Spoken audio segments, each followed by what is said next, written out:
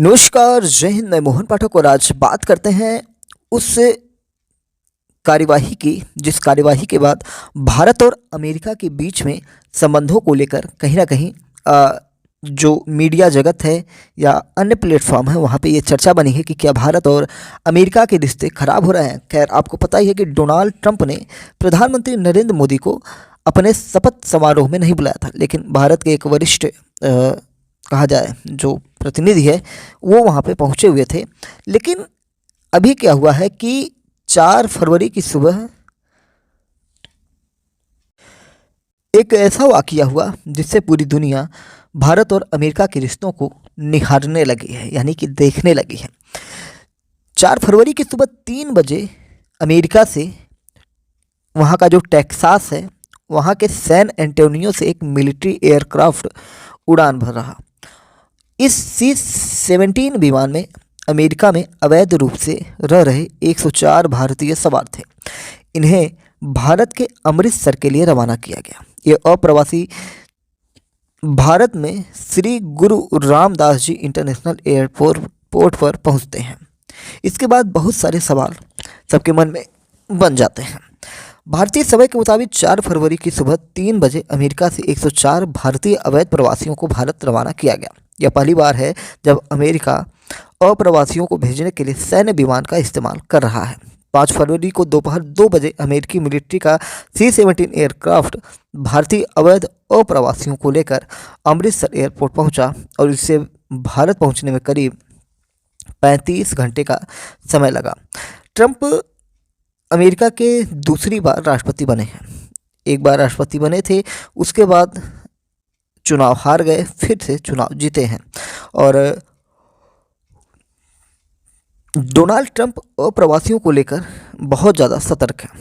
वो एलियन और अपराधी तक ऐसे लोगों को कहते हैं। खैर, भारत में भी अवैध अप्रवासियों को लेकर बहुत सारा मामला चल रहा है। जैसे NRC वगैरह जो बन रहे थे ना भारत में कानून, वो इन्हीं से संबंधित है। जैसे बांग्लादेशी यहाँ पे भारत में आके रहते हैं, पाकिस्तान से अवैध लोग यहाँ पे रखते हैं, या और भी बहुत सारे रोहिंग्या मुस्लिम हैं। इन सारे लोगों को भारत से निकालने के लिए भारत सरकार खुद प्रयास में है।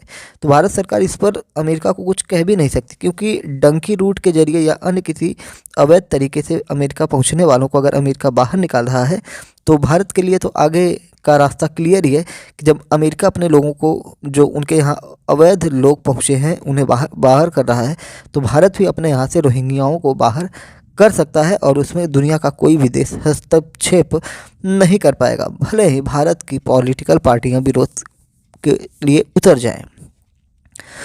ट्रंप अवैध अप्रवासियों को एलियन कहते हैं, मैंने आपको बता दिया। जिन्होंने अमेरिका पर हमला किया, ऐसा बात उनके स्पीच से निकल के आती है। इस वजह से ट्रंप ने अवैध अप्रवासियों को चार्टर्ड फ्लाइट की जगह सैन्य विमान से डिपोर्ट किया। इन लोगों के हाथ में हथकड़ी और बेड़ियां भी लगी हुई थी। इतना ही नहीं, इस फ्लाइट में 104 लोगों के लिए सिर्फ एक टॉयलेट था। हालांकि अमेरिका ने कुल 205 भारतीयों को डिपोर्ट करने के लिए चिन्हित किया है। इसी बीच 186 भारतीयों को डिपोर्ट करने वाली लिस्ट भी सामने निकल के आई। हालांकि अभी यह स्पष्ट नहीं है कि बाकी लोग जो बचे हैं वो हैं कहाँ और कब तक डिपोर्ट किए जाएंगे। अमृतसर एयरपोर्ट पर लाए गए 104 लोगों में हरियाणा और गुजरात के 33, पंजाब के 30, महाराष्ट्र के 3, उत्तर प्रदेश चंडीगढ़ के 2 लोग शामिल हैं। इनमें कुछ परिवार भी हैं। इसके अलावा 8 से 10 साल के बच्चे भी शामिल हैं। सुरक्षा अधिकारियों के मुताबिक पंजाब, हरियाणा और चंडीगढ़ के लोगों को बाई रोड घर भेजा जाएगा। गुजरात, महाराष्ट्र और उत्तर प्रदेश के लोगों को बाई एयर ही आगे भेजा जा सकता है। डोनाल्ड ट्रंप ने चुनाव में अवैध अप्रवासियों को देश से निकालने का वादा किया था और उन्होंने अमेरिका के इतिहास का सबसे बड़ा डिपोर्टेशन करने को कहा था। ट्रंप का मानना है कि दूसरे देशों से लोग अमेरिका में अवैध तरीके से घुसकर अपराध करते हैं। यहाँ नौकरी के बड़े हिस्से पर अप्रवासियों का ही कब्जा है। इससे अमेरिकी लोगों को नौकरी नहीं मिलती है। 20 जनवरी 2025 को ट्रंप ने अपने दूसरे कार्यकाल के पहले कानून लेकिन रिले एक्ट पर डोनाल्ड ट्रंप ने साइन किया था। इस कानून के तहत फेडरल अधिकारियों को उन अवैध अप्रवासियों को हिरासत में लेकर डिपोर्ट करने का अधिकार है जो किसी आपराधिक गतिविधि में शामिल न हो। इसके बाद आईसीई ने 15 लाख अवैध अप्रवासियों की लिस्ट तैयार की, जिसमें 18,000 भारतीय भी हैं। ट्रंप ने कहा, हम बुरे खूंखार अपराधियों को बाहर निकाल रहे हैं। ये हत्यारे हैं, ये सबसे बुरे हैं जितने आप सोच नहीं सकते। हम सबसे पहले उन्हें बाहर निकाल रहे हैं। प्यू रिसर्च सेंटर के मुताबिक अमेरिका में दुनिया के सबसे ज़्यादा अप्रवासी हैं। दुनिया के कुल 20% अप्रवासी अमेरिका में ही रहते हैं। 2022 तक यहाँ रहने वाले अप्रवासियों की कुल संख्या लगभग 1.1 करोड़ से अधिक हो गई थी।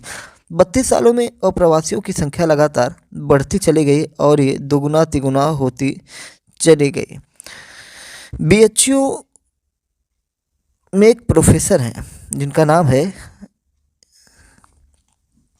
प्रियंकर उपाध्याय BHU में यूनेस्को चेयर फॉर पीस के प्रोफेसर। इन्होंने डिपोर्टेशन प्रोग्राम में भारत भी शामिल रहा है।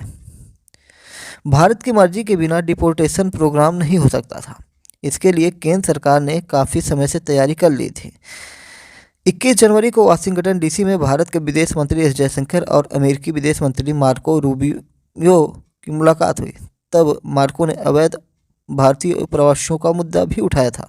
इस पर विदेश मंत्री जयशंकर ने कहा था कि भारत उन प्रवासियों को वापस लाने को तैयार है जो अधूरे या बगैर दस्तावेज के अमेरिका पहुंचे थे। एस जयशंकर ने क्या कहा था? एस जयशंकर ने कहा था, भारत जांच कर रहा है कि अमेरिका में कितने भारतीय अवैध रूप से रह रहे हैं और इन्हें वापस भेजा जा सकता है या नहीं। प्यू रिसर्च सेंटर की 2022 की रिपोर्ट के मुताबिक अमेरिका में लगभग 7.25 लाख अवैध भारतीय अप्रवासी रहते हैं। यह आंकड़ा अवैध प्रवासियों की तीसरी सबसे बड़ी संख्या है। अमेरिका में सबसे ज़्यादा मैक्सिको के अवैध प्रवासी हैं।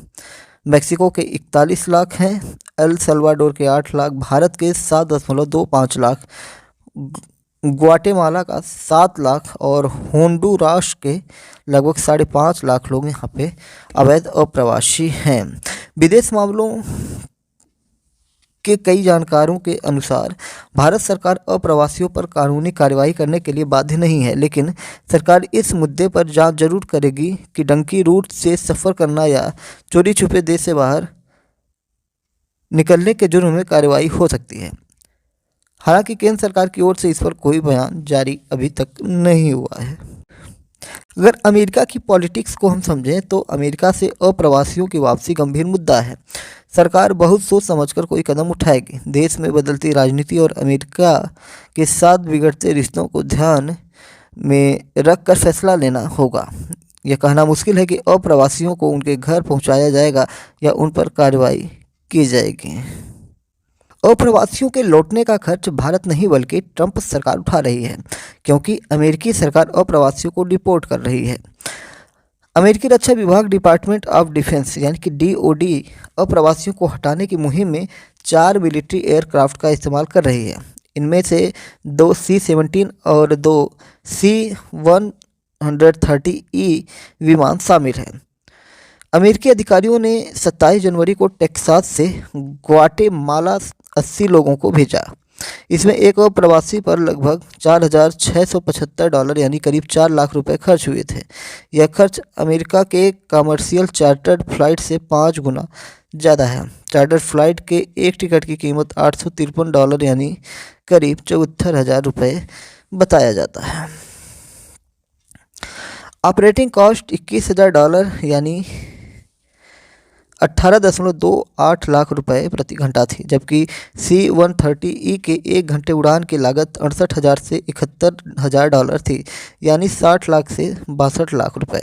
3 फरवरी को अमेरिकी अधिकारियों ने रॉयटर्स को बताया कि 2025 में मिलिट्री विमान के 1 घंटे उड़ान भरने पर करीब $28,500 यानी करीब 25 लाख रुपए खर्च आता है। हालांकि अधिकारियों ने भारतीय अप्रवासियों के डिपोर्टेशन के खर्च का आंकड़ा जारी नहीं किया है। अमेरिका 18,000 अवैध अप्रवासियों को भारत भेजने के लिए 360 करोड़ रुपए खर्च करेगा। इसे कैलकुलेशन से समझिए कि टेक्सास से अमृतसर की दूरी 12,913 किलोमीटर है। अमेरिकी सैन्य विमान C-17 16 घंटों में यह दूरी तय करता है। एक फ़्लाइट की ऑपरेशनल कास्ट 4 करोड़ रुपए है। वहीं 18,000 अवैध अप्रवासियों को भारत भेजने के लिए लगभग 90 फ़्लाइट्स की ज़रूरत पड़ेगी। इसकी कुल कीमत 360 करोड़ रुपए आएगी। तो कहीं ना कहीं जो अप्रवासी हैं उन्हें अपने देश से निकालने में भी देश को बहुत ज़्यादा खर्च करना पड़ रहा है। खैर, सरकारें एक बार खर्च वहन कर लेंगी, लेकिन उन्हें हमेशा के लिए अपने यहाँ रोके पाना कहीं ना कहीं उनके अपने खुद के नागरिकों के लिए मुसीबत बनेगा। जैसे संसाधनों का उपयोग, नौकरियों में उनकी भागीदारी बढ़ेगी, क्राइम में भी उनकी हर तरीके की भागीदारी उनकी बढ़ती चली जाएगी। इसीलिए भारत सरकार पूरा प्रयास करे कि रोहिंग्या मुसलमानों को भारत से बाहर भेजा जाए। प्रधानमंत्री मोदी और प्रेसिडेंट ट्रंप की मुलाकात से अप्रवासियों का डिपोर्टेशन नहीं रुकेगा। वे कहते हैं कि भारत इस स्थिति में नहीं है कि अप्रवासियों की वापसी पर रोक लगा सके। अमेरिका सुपर पावर है और बीते कुछ दिनों से अमेरिका और भारत के रिश्तों में दरार भी पड़ी है। ऐसे में प्रधानमंत्री मोदी अमेरिकी राष्ट्रपति के फैसले को चुनौती नहीं देंगे। 28 जनवरी को पीएम मोदी ने डोनाल्ड ट्रंप से फ़ोन पर बात की थी।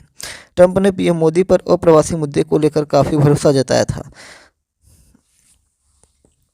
ट्रंप ने कहा कि अवैध अप्रवासियों के मुद्दे पर मोदी वही करेंगे जो सही होगा। जब हम अमेरिका में अवैध तरीके से रह रहे भारतीयों को उनके देश भेजेंगे तो मोदी सही फैसला लेंगे। भारत के साथ हमारे बहुत अच्छे संबंध हैं। हम भारत से IT प्रोफेशनल को लेने के लिए तैयार हैं। भारत का अपने पड़ोसी देशों की तुलना में अमेरिका के साथ दोहरा रवैया है। बांग्लादेश के अप्रवासियों को लेकर सरकार का नज़रिया सख्त रहा है, लेकिन अमेरिकी अप्रवासियों के लिए मोदी सरकार ने हामी भर दी, क्योंकि यह इकोनॉमिक माइग्रेंट्स है। आसान भाषा में समझे तो यह वो लोग हैं जो अमेरिका में पैसा कमाने के लिए गए थे। इसलिए पीएम मोदी डोनाल्ड ट्रंप से इस विषय पर बात नहीं करेंगे। तो इस प्रकार से बहुत सारी चीज़ें जो हैं अवैध प्रवासियों को लेकर, डंकी रूट्स है क्या, उसके बारे में भी हमने पहले पिछले साल डिटेल में चर्चा की थी, क्योंकि तब डंकी रूट नाम से एक मूवी भी आई हुई थी। खैर, अभी डंकी रूट यही है कि भारत से होते हुए कई ऐसे देशों से गुजरते हुए अमेरिका पहुंचना, जिनमें काफ़ी खर्च और रिस्क, जान माल का नुकसान बना रहता है। तो इस प्रकार से ये चीज़ें समाप्त हुई। चैनल पर नए तो MPS हिंदी को सब्सक्राइब करके daily current affairs, news analysis के लिए हमारे साथ जुड़ सकते हैं। जय हिंद, नमस्कार, भारत माता की जय।